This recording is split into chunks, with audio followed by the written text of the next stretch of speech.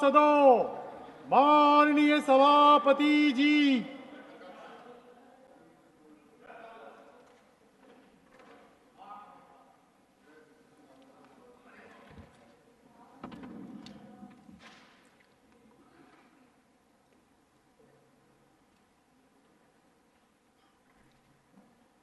the Union Budget 2024-25 and the Budget of Union Territory of Jammu and Kashmir 2024-25 to be discussed together.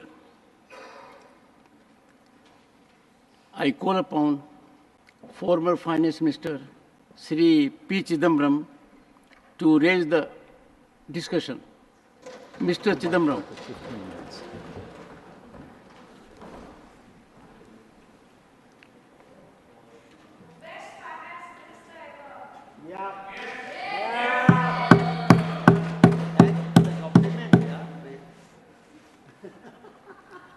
Mr. Chairman, I want to thank the Honorable Finance Minister One second. Please hear him patiently. for Please. the employment-linked incentive scheme and other ideas incorporated in the early part of her speech. I'm particularly happy that she had an opportunity to read the Congress manifesto. yes, And she picked the good ideas on page 11, page 30, and page 31. I would respectfully urge my honorable friends in the Treasury benches to read the Congress manifesto so that in your party, especially the External Affairs Minister, in your party meetings, you can persuade the Honorable Prime Minister and the Honorable Finance Minister to take some more ideas from our manifesto. We'll be very, very happy to support you if you take those ideas. Copying is not prohibited in this House. In fact, copying is encouraged, copying is rewarded in this One House. second. One second. If you'll address the chair, it Copying will give a is- soothing feeling to me also. And that will be more appropriate, Mr. Chidambaram. Copying is encouraged and copying is rewarded in this House, so please copy a little more. Sir, I have 4 major themes, and I think I should be able to complete my submissions on each theme in about 4 or 5 minutes. The first is jobs. Unemployment is the biggest challenge. The Center for Monitoring Indian Economy has estimated all India unemployment rate in June 2024 as 9.2%. It may have come down. Now, earlier there was a production-linked incentive. When you introduce the employment-linked incentive, it must be for some reason. And I suspect the reason was that the production-linked incentive scheme did not create the kind of jobs that you wanted to create. So will the Honorable Finance Minister tell this House what is the outcome of the PLI? Once we know the outcome of the PLI, we can look ahead to what can be expected of the ELI. In fact, from paragraphs 20, 21, and 22, read with paragraph 51 of her speech, neither I nor any of my learned colleagues are able to get a whole picture of the ELI. It seems to us that paragraph 20 talks about the same target industries like paragraph 21, and paragraph 21 talks about the same target industries as paragraph 22. But in paragraph 51, we were suddenly let down when you said Only 500 industries are selected. The numbers don't gel, the numbers don't match. Anyway, you have a ELI. It's an interesting idea, but it does not inspire confidence. And let me go on record to say it does not inspire confidence that you will be able to place 290 lakh people under the ELI that you have described. It should not turn out to be another election jumla like your 2 crore jobs.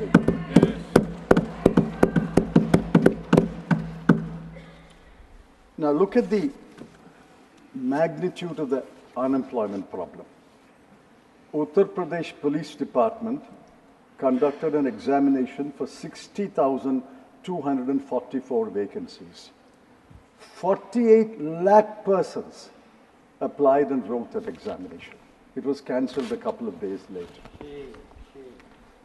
Air India wanted to fill 2,216 vacancies of handymen to do diverse jobs like repair and maintenance. 25,000 people thronged Mumbai airport for a walk-in interview, and the police had been called to restore law and order. A private company in Gujarat sought to fill 5 positions. 1,000 persons barged into that company. Madhya Pradesh advertised 15 low-skilled government jobs. 11,000 applications were received. Among them were postgraduates, engineers, MBAs, and I'm sad to say, even one of them who had just written an examination to be a judge in the Madhya Pradesh High Court. The best illustration is by the Staff Selection Commission. There are staff selection commissions at the center and in the states. Uttar Pradesh conducted an examination for 7,500 posts. 24,74,030 people applied for those jobs.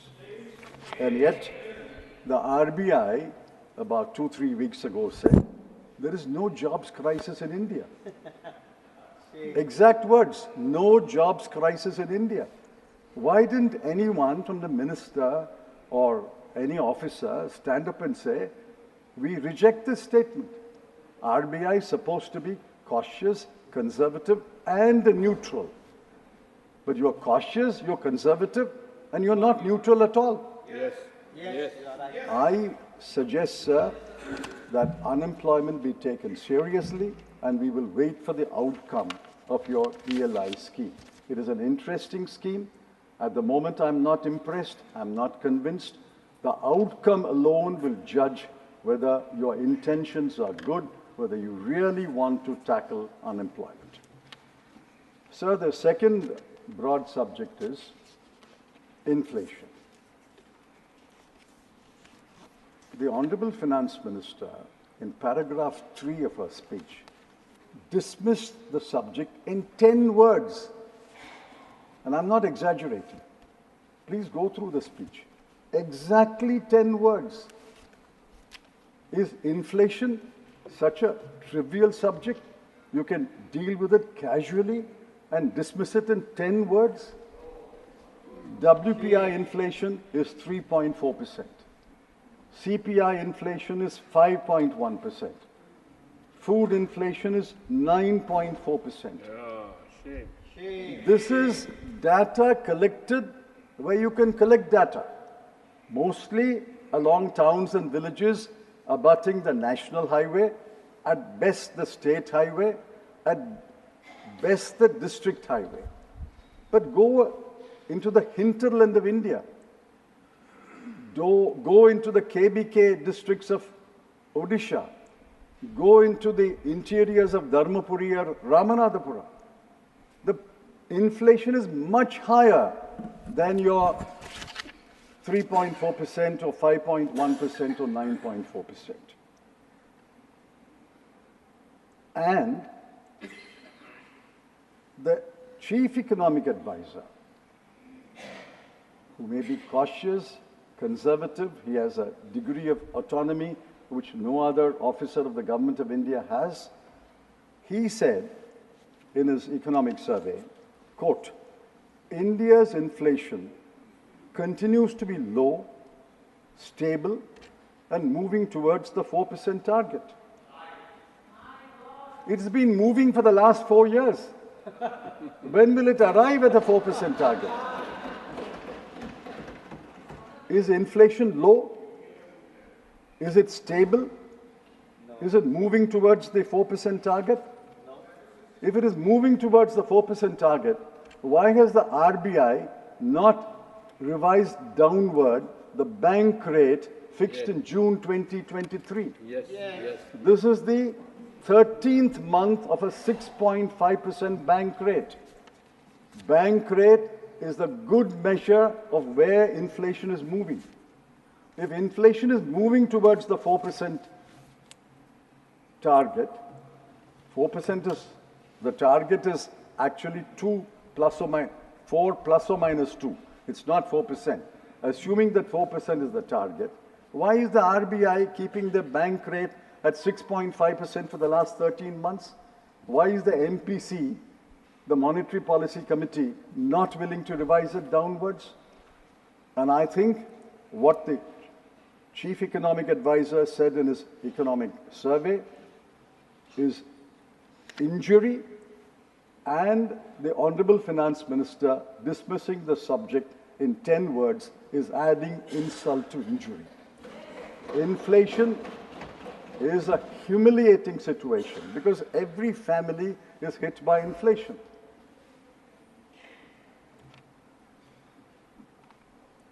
I warn this government, you are taking inflation not so seriously. The last set of by-elections punished you. You will not agree. But I think the last set of by-elections were out of 13 seats, 10 seats were won by the India bloc. Yeah. These are punishment, a warning administered to you. And if you don't take inflation seriously, you will be punished more.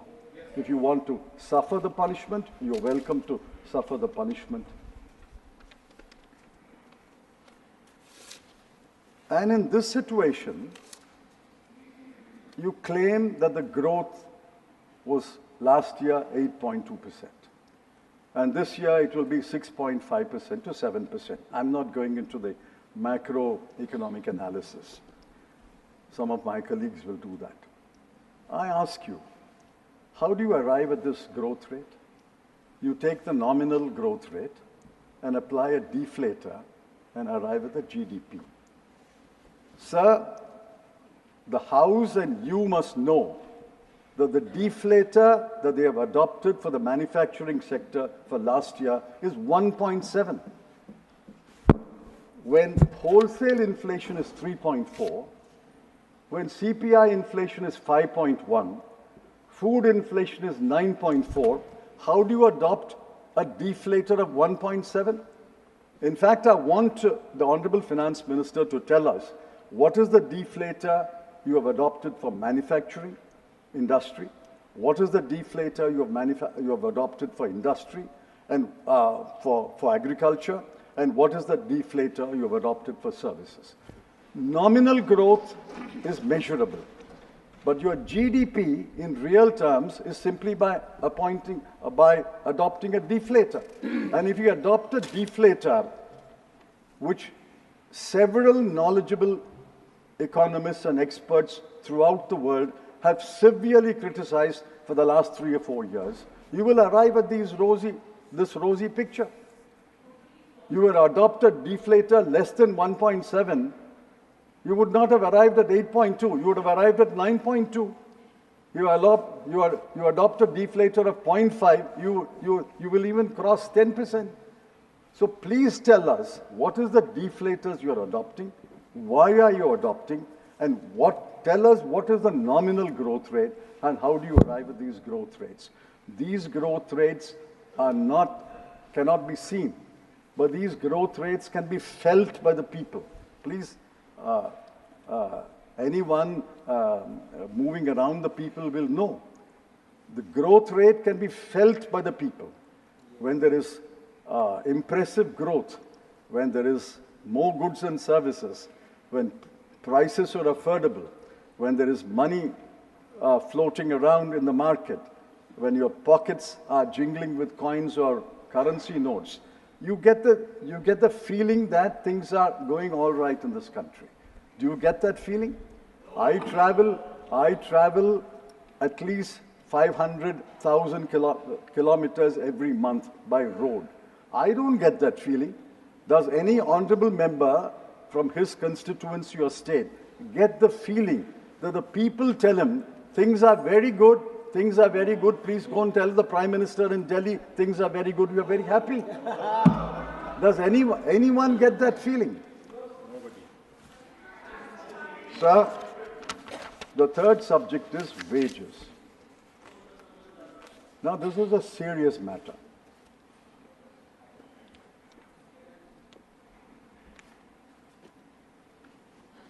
The Honorable Finance Minister said, I have given relief. Who has she given relief to? I don't grudge the relief. She has given relief. But who? In 22-23, the last figure I was able to access, the number of taxpayers is 7.4 crore. It may have increased to 8.5 crore. Out of that, 65% have zero tax liability. They file a return, but no tax. Assuming that the 60% remains constant, of say 8 crore or 9 crore taxpayers today, 5.5 to 6 crore will be zero tax liability. You have given relief to people who move to the new tax regime. The new tax regime, I've seen various calculations. Each paper has got a calculation. I have a chartered accountant who's given me a calculation from Gujarat, and he is very knowledgeable. He says that the relief given is between 9,651 rupees to 17,651 rupees. To whom? To this 2 to 3 crore people. India does not consist only of these 2 to 3 crore people. There are 142 crore in this country. Out of 142 crore, let's assume you have given relief to 2 to 3 crore people. What about the rest? Do you know the conditions of the rest? Your household consumption expenditure survey of the Government of India counted that the bottom 50%,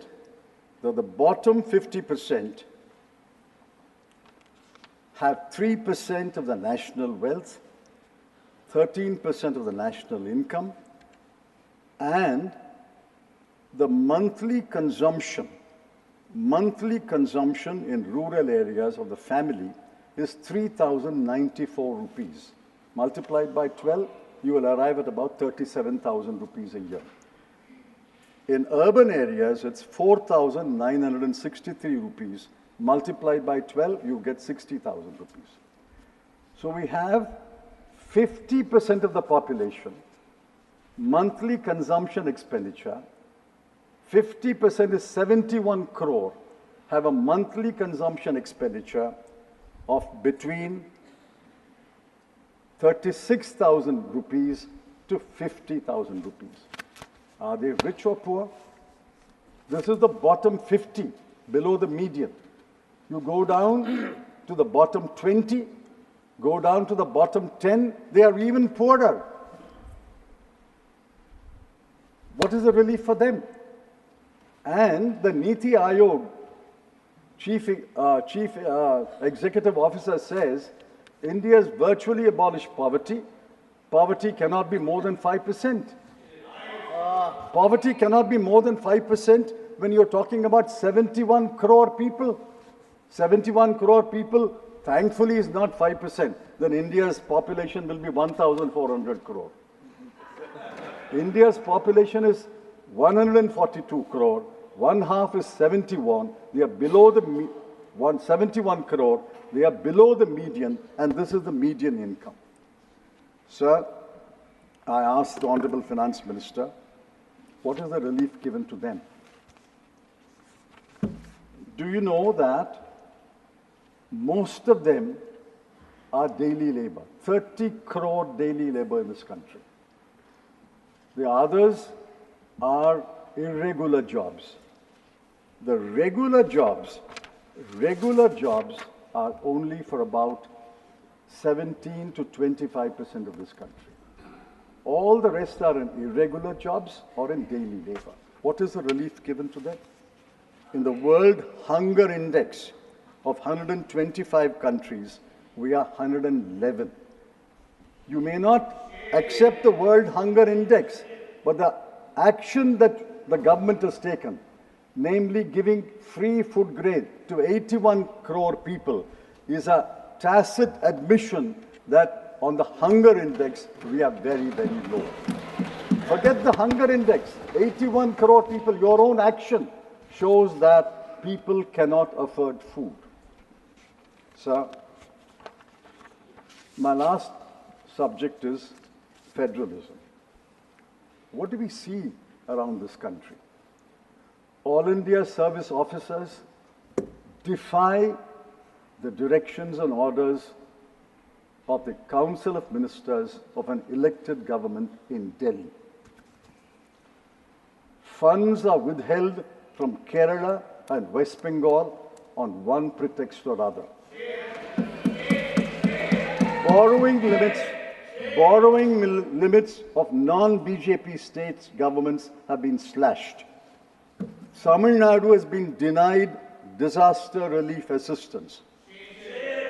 I ask, why does the UPSC have to play a role in the appointment of the DGP of the state? Why should a state government not appoint the Vice Chancellor of state universities? And how did this government treat Andhra Pradesh and Bihar and Odisha before April? The same demand is there. The same Andhra Pradesh Reorganization Act is there. It was there. The Chief Minister was a different person. The same act. For 10 years, how did you treat them? For 10 years, how did you treat Bihar? When a leader wears one cap, you treat him one way. When he changes that cap and he wears another cap, you treat him another way. I don't grudge at all you're giving relief to Andhra Pradesh or Bihar. But what about the other states? We are a federal country. This is the death knell of federalism. If you pick and choose among states, you are the Union of India. You are the union government. You are the government of all the states. You cannot pick and choose one state and deny relief to another state. Sir, finally, I thought the Honorable Finance Minister loved Tamil. I missed her quotes from either Thiruvalluvar or any other classic literature. Maybe she didn't have time to quote from a classic poet in Telugu or in Bhojpuri. Maybe she will in course of time. I want her to remember that she was born in Madurai. She had a schooling in Viluppuram, and she had a college in Tiruchirappalli. And it is very painful, as the Chief Minister of Tamil Nadu pointed out, that not in one place in her 60-page speech did she mention the word Tamil Nadu or Tamil. I'm not saying mention only Tamil Nadu. Mention all states, or mention all the states grouped together. How many times have you mentioned Bihar? How many times have you mentioned Andhra Pradesh? I have no grudge. But please remember that there are other states in India, other states of people, other states elect Other states elect other governments, they vote against you. Please remember that. Finally, sir, I have 1 minute. I have 5 demands. 5 demands which I would urge the Honorable Finance Minister to copy from our manifesto. I demand this and I want answers. Respectfully, I ask the Honorable Minister to give us answers. If you don't answer this today or in the course of this session or subsequently, it is not as though these demands will die down. They will echo everywhere in India where the India bloc has a right to speak and write. First demand, we demand that a minimum wage of 400 rupees per day for every kind of employment. 2, we demand a legally guaranteed MSP. 3, we demand a write-off of the unpaid balance of interest or installment of educational loans given up to March 2024. 4, we demand the abolition, complete abolition of the Agnipath Agniveer scheme. And 5, we demand that NEET be scrapped, and if some states want to keep NEET, exempt all other states which don't want NEET. These 5 demands will echo not only in this chamber, it will echo throughout the country until you concede these demands. I demand that the Honorable Finance Minister reply to my demand that he should reply to this issue. Thank you. Dr. Radha Mohan Das Agarwal.